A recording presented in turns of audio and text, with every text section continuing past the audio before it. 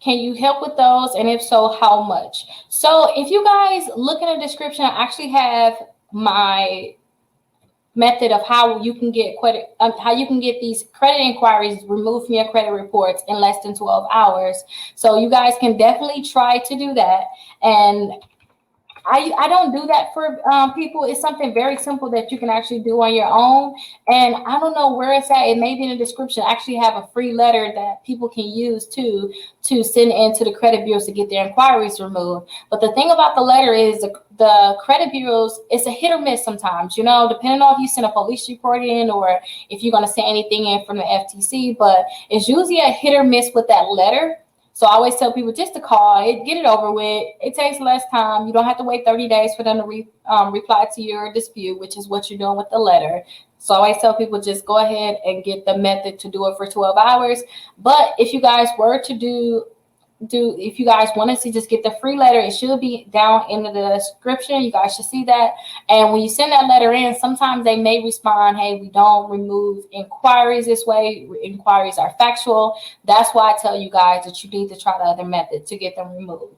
So definitely, if you have too many inquiries, then you can go ahead and try that method to get them removed. It's very, very easy to get them removed from Experian, especially.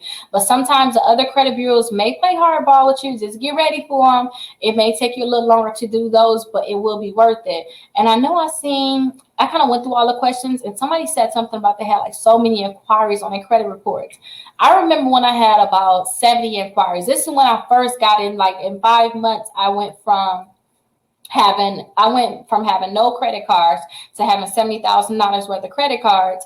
And when I tell you I had so many inquiries, and I didn't know anything about like removing inquiries. I was just stuck with them. So eventually your inquiries are actually going to come off of your credit reports. They're going to actually fall off. So I would say give it 2 years. They should fall off of your credit reports if you don't have too many inquiries. And I always say too many inquiries. It depends on that client. So some people are trying to get like business financing. If you're trying to get any business financing, you're trying to personally guarantee it, I would tell people, hey, try not to have any inquiries or probably 1 or 2. Like try not to have none at all if you can, or try to have like 1 or 2. But if you're looking to get in a home, them inquiries don't matter. Like your inquiries don't matter when it comes down to getting a home. Sometimes with getting a car, they may matter, but at the same time, it's going to be more on your credit score and more on your debt. And when it comes down to certain credit cards, only certain companies care about inquiries.